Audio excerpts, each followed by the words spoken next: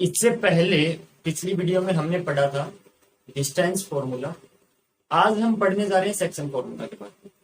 Distance formula जो था वो क्या था कि कोई भी दो पॉइंट आपको दिए हुए हैं प्लेन में, उनके बीच की डिस्टेंस आप कैसे निकालेंगे। सेक्शन फॉर्मूला क्या है? सेक्शन का जो सिंपल मतलब होता है वो होता है डिवीजन। डिवीजन यानी कि बांटना। तो अब हमें क्या चेक करना है कि अगर कोई भी दो पॉइंट आपके पास प्लेन में है,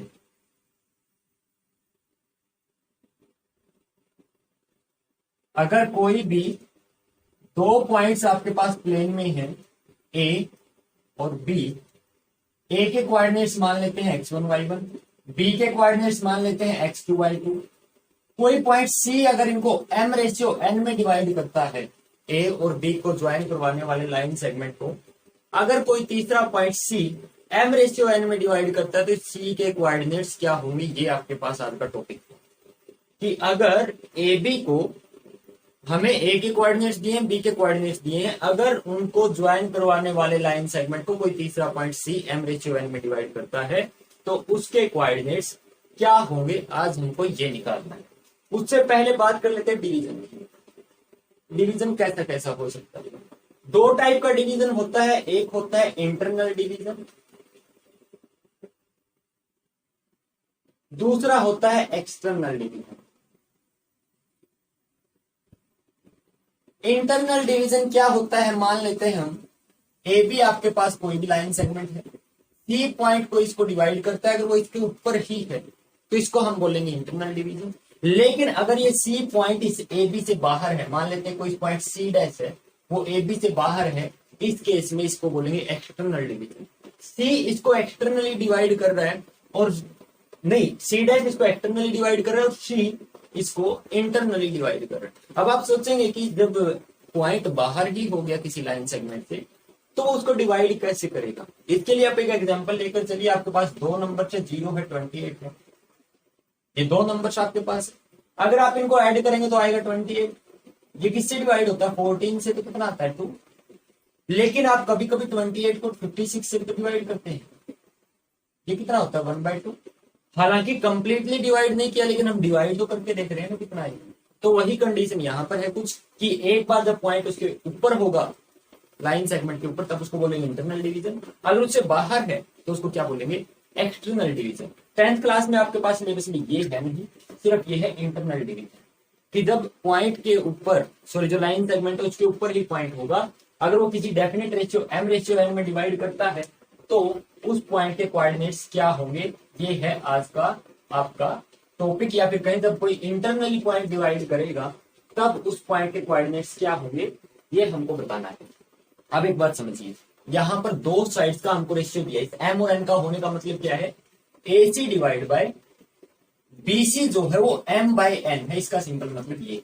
अगर हमें दो साइड्स का रेशियो पता है तो हम जानते हैं कि दो साइड के रेशियो से संबंधित हमने अभी तक पहले 6 चैप्टर्स में क्या पढ़ा है, वो है एक बेसिक प्रोपोर्शनैलिटी थ्योरम और दूसरा सिमिलैरिटी क्राइटेरिया। तो यानी कि उसी चीज का कहीं ना कहीं हमें यूज करना है। देखिए कैसे।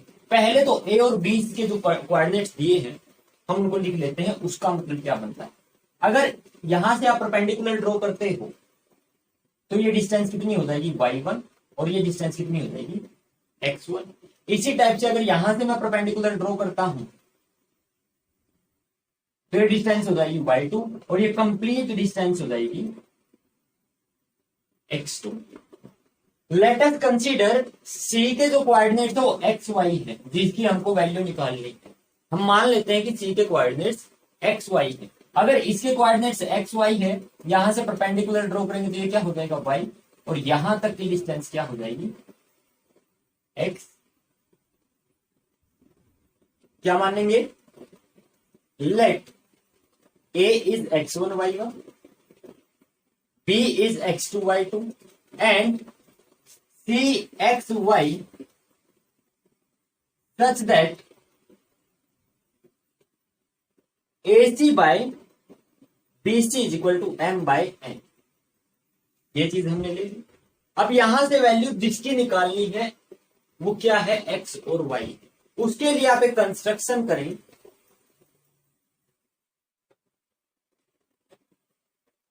इस पॉइंट को मान लेते हैं M N O. Draw A से परपेंडिकुलर किस पे, एनसी पे। ए से परपेंडिकुलर एनसी पे इसको मान लेते हैं पी, और सी से परपेंडिकुलर बीओ पे इसको मान लेते हैं Q. Draw AP perpendicular to C N and C Q perpendicular to BO. क्या कर लिया हमने, ए से इस लाइन सेगमेंट पे इस साइड पे परपेंडिकुलर ड्रॉ किया, और सी से बीओ पे परपेंडिकुलर ड्रॉ किया। अब एक बात देखिए, जब हम कह रहे हैं कि ये तीनों आपस में पैरेलल हैं, क्योंकि सबके सब एक्स एक्सिस के साथ 90 डिग्री का एंगल बना रहे हैं, अगर हम इनके परपेंडिकुलर जितने भी लेंगे वो भी पैरेलल ही होंगे। यानी कि यहां से क्या हो जाएगा, AP is parallel to C Q. AP किसके पैरेलल हो जाएगा, सी क्यू के। अब in triangle APC and triangle C Q B, दो ट्राइंगल आपके पास बन रही है, कौन सी, ए पी सी और दूसरी सी क्यू बी। इनमें क्या होगा, angle P is equal to angle Q. Angle P और एंगल क्यू बराबर होंगे, क्यू बराबर होंगे each 90 degree. Angle A is equal to angle C, angle A किसके बराबर होगा, एंगल सी के। ऐसा क्यों होगा, क्योंकि पैरेलल लाइंस कौन सी बन गई, एपी और सी क्यू। एपी और सी क्यू क्या है, दो पैरेलल साइड्स बन गई, और ए बी इनकी ट्रांसवर्सल लाइन बनती है, तो जो कोरस्पोंडिंग एंगल होंगे ये भी क्या रहेंगे, सेम रहेंगे। कोरस्पोंडिंग एंगल्स, अगर किसी ट्राइंगल के दो एंगल्स किसी दूसरी ट्राइंगल के दो एंगल्स के बराबर है, तो तीसरा एंगल तो अपने आप बराबर हो जाएगा। यहां से मैं लिखता हूं triangle A P C is similar to triangle C Q. ठीक है, इसका हमने यूज क्यों किया, क्योंकि हमारे पास जो दो साइड्स है उनका रेशियो सेम दिया गया है। तो हमें पता है कि हमने एक टॉपिक किया था पिछले चैप्टर में कि अगर दो ट्राइंगल सिमिलर होती है तो उनकी जो कोरस्पोंडिंग साइड्स का रेशियो सेम होता है। यहां से आपके पास क्या आएगा, AP divide by C Q बराबर होगा PC divide by Q B बराबर होगा AC divide by C B. जो कोरस्पोंडिंग साइड्स बनती थी, यहां से हमने उसका रेशियो ले लिया। दिस इंप्लाइज, देखिए एक बार वैल्यूज क्या बनती है, एपी, ए से पी तक कितनी डिस्टेंस होती है, जितनी ये एम एन है, क्योंकि परपेंडिकुलरली ड्रॉ कर रहे हैं तो ये डिस्टेंस और ये डिस्टेंस सेम होगी। अब एम एन कितना है, ये कंप्लीट एक्स था, इसमें से एक x1 घट गया तो ये कितना बचा, x माइनस x1। एपी कितना है, x minus x1 divide by C Q. C Q क्या होगा, ये कंप्लीट था y2 सॉरी x2, यहां तक कितना काट दिया, x बच गया कौन सा, ये, यानी कि x2 माइनस x, ये बचेगा। सी क्यू कितना है, x2 minus x is equal to PC. PC कौन सी है, ये जो छोटी सी डिस्टेंस है। अब देखिए अगर हम इसमें से इसको घटा देते हैं तो ये बचेगा, ये कंप्लीट कितना था y, और यहां तक कितना है y1, तो ऊपर कितना बचा y minus y1 divided by Q B कौन सी है, ये डिस्टेंस है। कंप्लीट कितना है ये y2 में से किसको घटा देंगे, y को, तो बचेगा कौन सा, ये। तो बी क्यू कितना आया है, y2 minus y। This is equal to A C by C B, हमको पहले दिया था m बाई n।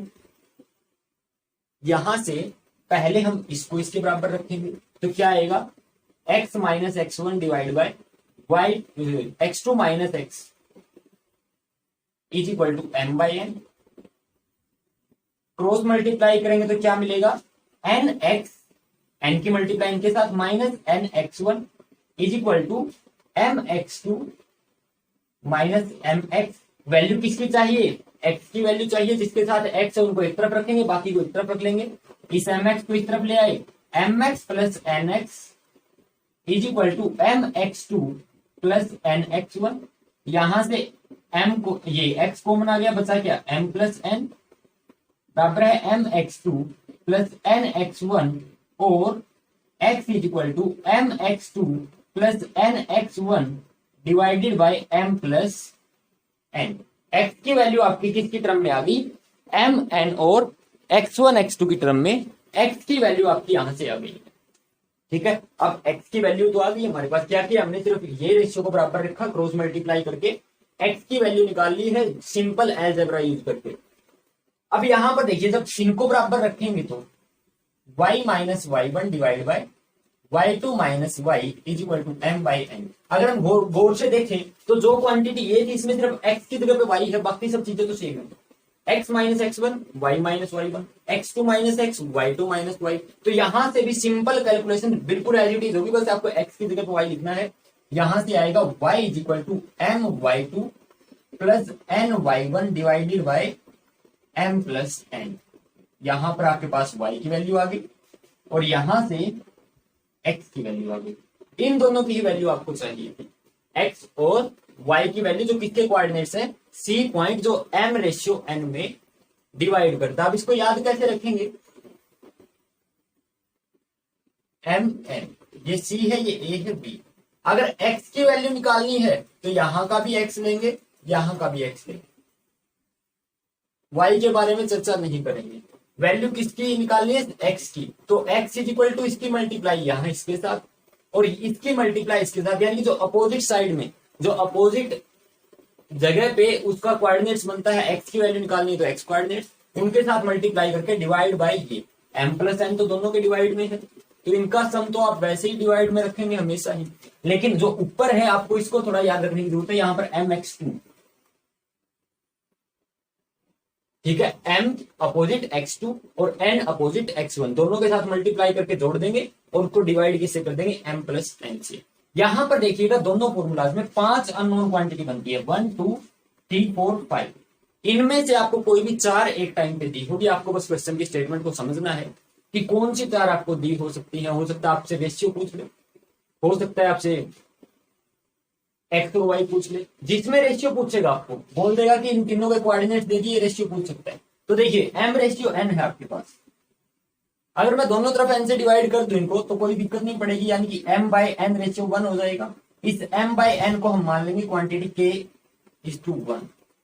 तो यहां पर इसको एक नया नाम दे दिया, k मान लो, a मान लो, b मान लो, जो भी आपको मानना है वो मान लो। यहां से इसकी वैल्यू निकालेंगे तो कितनी वैल्यू आ जाएगी, m बाई n की, और वही तो रेशियो होगा। ठीक है, तो अगर रेशियो निकालना है तो वहां पर इसको k रेशियो 1 मानेंगे।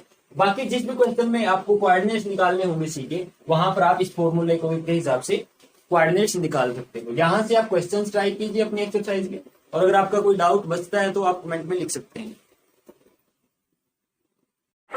इसी तरह की और अधिक वीडियोस को देखने के लिए हमारे YouTube चैनल एजुकेटर्स को सब्सक्राइब कर लें और बेल आइकन को प्रेस करके ध्यानपूर्वक ऑल नोटिफिकेशंस को ऑन कर लीजिएगा, ताकि आपके पास सभी वीडियोस के नोटिफिकेशन टाइम पर आ जाएं।